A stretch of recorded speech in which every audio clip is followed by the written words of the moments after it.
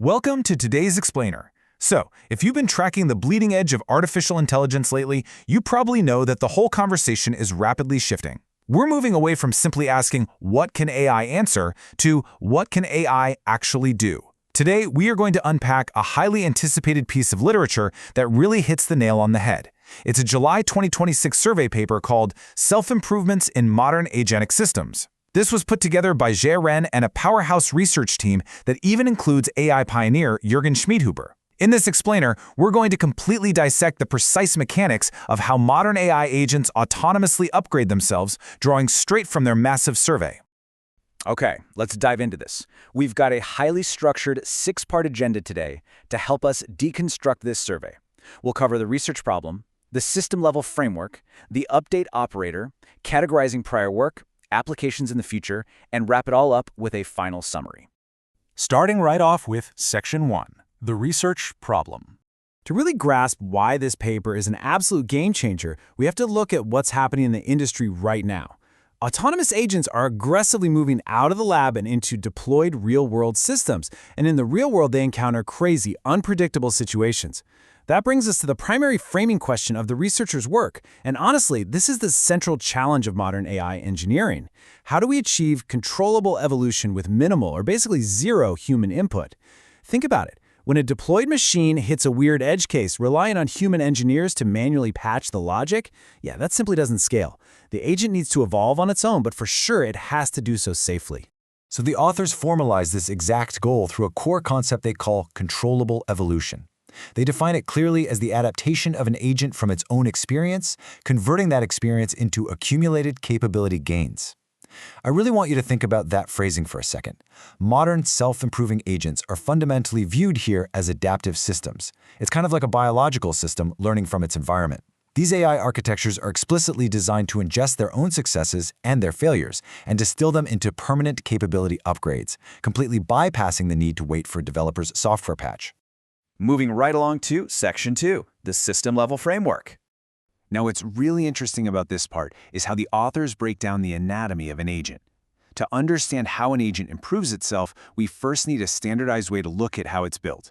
The authors propose that any modern agent can be viewed as a system with two distinct halves, the foundation model on one side and the operational scaffold on the other.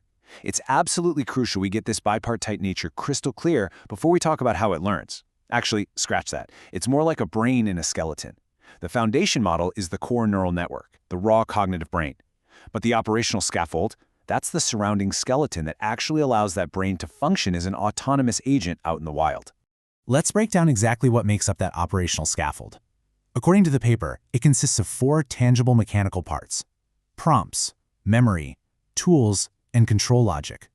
Prompts provide the contextual instructions. Memory gives the agent the ability to remember past interactions. Tools are the external APIs or software it can call on. And control logic? That's the routing mechanism, deciding what the agent should do next. If you're an engineer building these systems, these are the exact physical levers you have surrounding your underlying foundation model. All right, Section 3, the update operator. Okay, so now that we have our agent mapped out into a foundation model and an operational scaffold, we need a specific, logical way for it to actually change those components. The survey introduces a really pristine definition to anchor this: the self-induced update operator. They define this as a formalized mechanism within the agent that obtains and commits updates to its own system. Essentially, it's the technical trigger inside the machine that says, hey, I just learned something new from that experience, and I'm going to rewrite a part of my own configuration right now so I perform better next time. So the crucial point is that when this self-induced update operator fires, it has to target something specific, right? The paper outlines that the update targets either the model parameters, meaning the agent literally updates its underlying neural weights through fine-tuning, or it targets the scaffold components. In that second scenario, the agent might rewrite its own system prompt, or optimize its tool calling logic, or even restructure how it retrieves memories. The bottom line, it's actively adapting either its core brain or its operational logic. Let's jump to Section 4, categorizing prior work.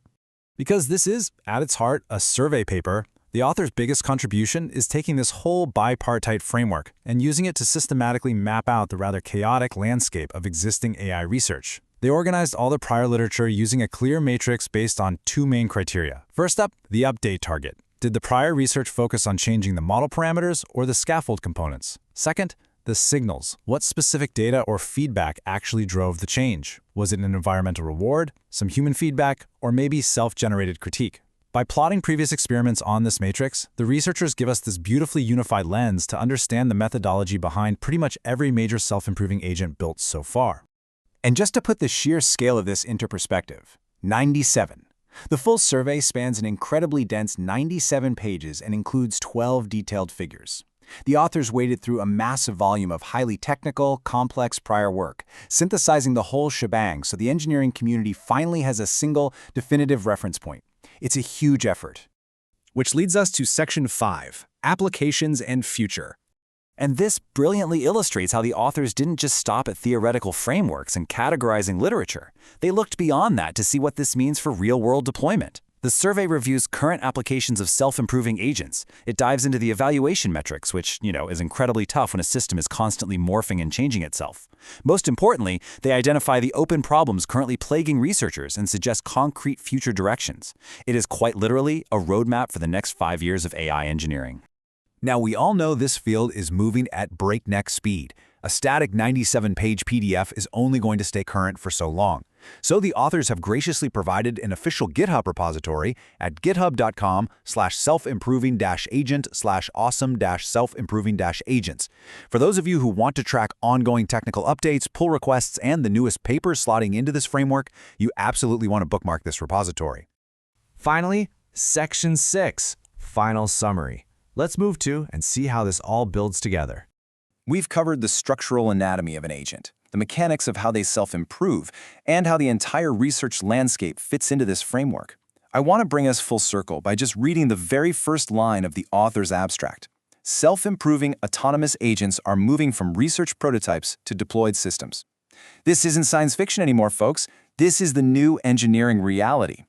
Understanding the divide between the foundation model and the operational scaffold, and mastering how to trigger those self-induced update operators, that is exactly what will separate the fragile AI applications of yesterday from the robust adaptive systems of tomorrow.